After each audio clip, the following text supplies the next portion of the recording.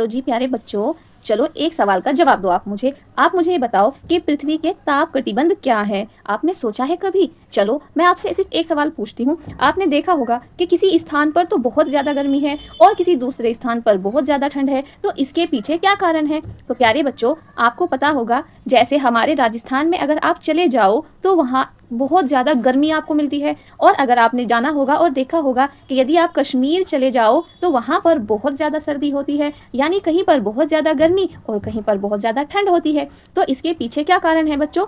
तो मैं आपको बताऊंगी कि इसके पीछे क्या कारण है। अब आप अच्छे से पढ़ना और समझना, तब आपको पता चलेगा। तो पृथ्वी के ताप कटिबंध इसके पीछे एक कारण है। अब आप कहोगे मैम ये ताप कटिबंध क्या होते हैं? तो सबसे पहले आप इसको इंग्लिश में समझो। इन्हें हम टेम्परेचर जोन कहते हैं बच्चों।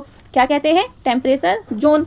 क्योंकि इन टेम्परेचर जोन के माध्यम से ही हमें पता चलता है कि अधिक गर्मी और अधिक सर्दी क्यों है। ठीक है प्यारे बच्चों, चलो अब हम बढ़ते हैं आगे की तरफ, जहां आपको छोटी छोटी चीज़ों से आपका कॉन्सेप्ट क्लियर हो जाएगा। मैंने आपको लास्ट क्लास में प्यारे बच्चों पढ़ाया था कि जो हमारी पृथ्वी है ना, वह कैसी है?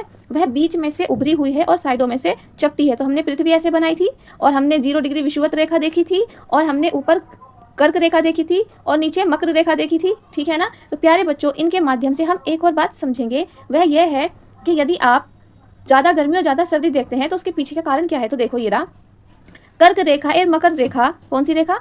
कर्क रेखा और मकर रेखा के बीच के सभी अक्षांशों पर सूर्य वर्ष में एक बार दोपहर में सिर के ठीक ऊपर होता है। अभी मैंने आपको बताया कि ये हमारा ऐसे पृथ्वी है, ये विषुवत रेखा है, ये कर्क रेखा है और ये मकर रेखा है। तो ये कह रहा है कि सूर्य, बच्चों एक और क्वेश्चन, कि सूर्य सबसे ज्यादा ऊपर कब होता है? तो आप कहोगे कर्क रेखा और मकर रेखा के मध्य साल में एक वर्ष में सूर्य बिल्कुल ठीक सिर के ऊपर होता है। और यहाँ पर सबसे ज्यादा उसी वक्त गर्मी जो होती है वह आती है। ठीक है ना? और इसे हम उष्ण कटिबंध कहते हैं। तो आपको पता चल गया उष्ण कटिबंध किसका मतलब क्या है भाई? उष्ण कटिबंध का मतलब है गर्मी, यानी साल में एक बार कर्क रेखा और मकर रेखा पर गर्मी होती है।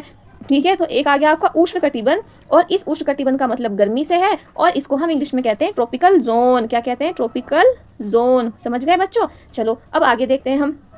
अब यहाँ पर देखो प्यारे बच्चों, कर्क रेखा तथा मकर रेखा के बाद किसी भी अक्षांश पर दोपहर का सूर्य कभी सिर के ऊपर नहीं होता। सिर्फ कर्क रेखा और मकर रेखा पर ही सूर्य सबसे ऊपर होता है। ध्रुव की तरफ सूर्य की किरणें तिरछी होती हैं, जैसे ये आपकी पृथ्वी है और ये सूरज है और ये बीच में विषुवत रेखा है। ये कर्क रेखा और मकर रेखा को, मकर रेखा कर्क रेखा को हम कर देते हैं ये सूर्य मान लेते हैं बच्चों आपका।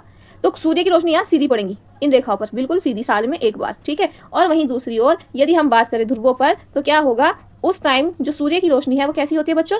वो तिरछी पड़ती है। ये सूरज हो गया, ये आपकी विषुवत रेखा, ये कर्क रेखा और ये मकर रेखा। तो ऐसे पड़ेंगी सूर्य की रोशनी, ऐसे सीधी नहीं पड़ेगी, तिरछी पड़ेगी। जब तिरछी पड़ेगी तो ध्रुवों पर तिरछी पड़ती है। तो यहाँ देखो कर्क रेखा तथा मकर रेखा के बाद किसी भी अक्षांश पर सूर्य कभी सिर के ऊपर नहीं होता। ध्रुव की तरफ सूर्य की किरणें कैसी होती हैं? तिरछी होती हैं। इसी प्रकार उत्तरी गोलार्ध, मैंने आपको ये बताया था, ये ऊपर का उत्तरी गोलार्ध और नीचे का दक्षिणी गोलार्ध, यानी आधा हिस्सा। गोलार्ध में कर्क रेखा तथा उत्तर वृत्त में, दक्षिणी गोलार्ध में मकर रेखा, दक्षिणी ध्रुव के वृत्त के बीच वाले क्षेत्र का तापमान मध्यम रहता है। कैसा रहता है? मध्यम, यानी कर्क रेखा के जो बीच का क्षेत्र है और मकर रेखा के जो बीच का क्षेत्र है, यहाँ का तापमान कैसा रहता है? मध्यम, न ज्यादा सर्दी न ज्यादा गर्मी। लेकिन कर्क रेखा और मकर रेखा पर जितने क्षेत्र है वहाँ का तापमान कैसा रहता है? बहुत ज्यादा गर्म रहता है। समझ गए प्यारे बच्चों? देखो मैं आपको एक और बात बता देती हूँ। पृथ्वी पर ज्यादा सर्दी और ज्यादा गर्मी के सिर्फ 3 कटिबंध ही कारण है, वो आप देख लो यहाँ पर। एक होता है आपका उष्ण कटिबंध। कैसा होता है? उष्ण कटिबंध होता है जो कि गर्म होता है। ठीक है, दूसरा बच्चों आपका जो कटिबंध होगा उसको हम कहते हैं समशीतोष्ण कटिबंध। समशीतोष्ण कटिबंध, यहाँ मौसम बदलता रहता है। क्या बदलता रहता है? मौसम बदलता रहता है। एक होता है ध्रुवीय कटिबंध। कैसा बच्चों? ध्रुवीय कटिबंध, यहाँ पर मौसम ठंडा रहता है। समझ गए? तो पृथ्वी पर कभी भी सर्दी और कभी गर्मी हो रही है किसी स्थान पर, तो इसका क्या कारण है प्यारे बच्चों? इसका कारण है हमारे ताप कटिबंध, जिन्हें हम क्या कहते हैं? टेम्परेचर जोन कहते हैं। समझ गए आप? तो देखो यहाँ पर एक बार फिर से हम इसको अच्छे से देख लेते हैं, समझ लेते हैं, उसके बाद हम अपना काम शुरू करेंगे। ठीक है प्यारे बच्चों, है ना? समझ में आ रहा है अब आपको? बच्चों अब हम एक बार और देखते हैं जो हमने सीखा है। हमने सीखे कटिबंध यानी कि टेम्परेचर जोन। बेटा ये कितने होते हैं? आप कहोगे मैडम ये 3 होते हैं। कहीं पर अधिक सर्दी हो रही है, कहीं पर अधिक गर्मी हो रही है, कहीं पर मौसम जो बदल रहा है उसका कारण हमारे ये ताप कटिबंध है। पहला हमारा ताप कटिबंध कौन सा है बेटा? उष्ण ताप कटिबंध है। इसका मतलब गर्मी होती है। ठीक है, ये कर्क रेखा और मकर रेखा पर पाया जाता है। उसके बाद समशीतोष्ण कटिबंध होता है जहाँ मौसम बदलता रहता है। उसके बाद ध्रुवीय कटिबंध होता है जहाँ पर हमेशा ठंडक रहती है। समझ गए आप? चलो अब हम पढ़ते हैं अपना नेक्स्ट पॉइंट जो है देशांतर। बच्चों मुझे एक और सवाल सवाल का जवाब बताओगे आप, लेकिन वो हम पढ़ेंगे नेक्स्ट क्लास में। तब तक के लिए आपको एक छोटा सा मेरा काम करना पड़ेगा। चैनल पर इसी तरह की वीडियो पाने के लिए प्यारे बच्चों आपको चैनल को सब्सक्राइब करना पड़ेगा, कमेंट करना पड़ेगा। आप मुझे एक क्वेश्चन का जवाब देना कमेंट बॉक्स में कि कहीं पर दिन और कहीं पर रात जो हो रही है उसके पीछे का क्या कारण है। समझे प्यारे बच्चों, दिन और रात होने का क्या कारण है, ये सारी चीजें देखना। और लास्ट में इस वीडियो के जब हम ये चैप्टर पूरा कर लेंगे नेक्स्ट क्लास में, मैं आपको मोस्ट इंपोर्टेंट क्वेश्चन जो आपके पेपर में आएंगे ही आएंगे और आप वहां से 100 में से 100 नंबर लेकर आओगे, तब आप मुझे कहना थैंक यू मैम। ठीक है, तब तक के लिए चैप्टर को अच्छे से पढ़िए और वीडियोस को लाइक कीजिए और चैनल को सब्सक्राइब कीजिए। थैंक यू सो मच प्यारे बच्चों। ठीक है प्यारे बच्चों, यहाँ तक के लिए थैंक यू।